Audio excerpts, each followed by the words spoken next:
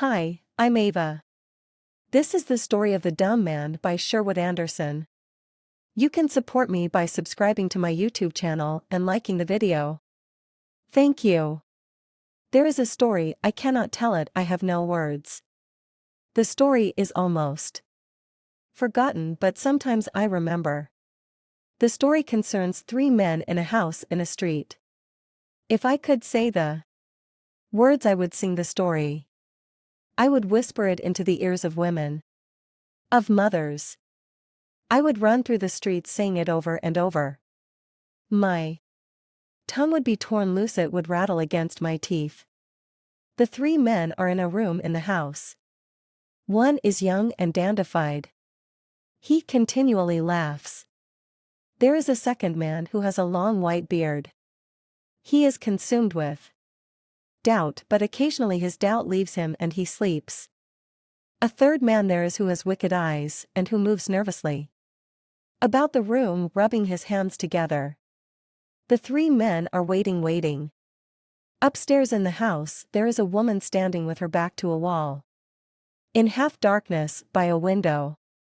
That is the foundation of my story, and everything I will ever know is distilled in it. I remember that a fourth man came to the house, a white silent man. Everything was as silent as the sea at night. His feet on the stone floor of the room where the three men were made no sound.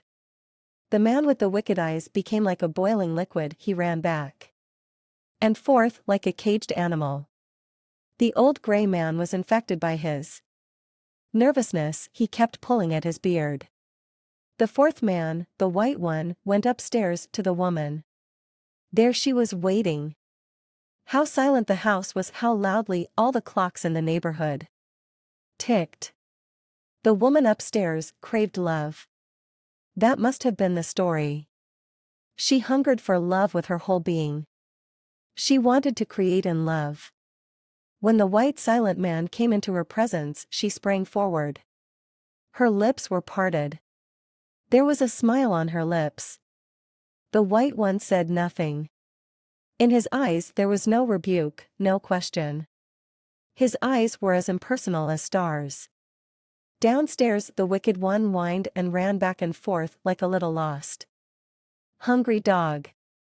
The gray one tried to follow him about, but presently grew tired and lay down on the floor to sleep. He never awoke again. The dandified fellow lay on the floor too.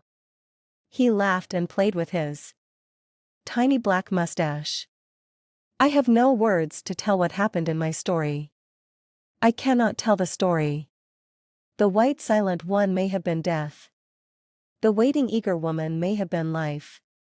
Both the old gray bearded man and the wicked one puzzle me. I think and think but cannot understand them. Most of the time, however, I do not think of them at all. I keep thinking about the dandified man who laughed all through my story. If I could understand him, I could understand everything. I could run through the world telling a wonderful story. I would no longer be dumb. Why was I not given words? Why am I dumb? I have a wonderful story to tell, but know no way to tell it.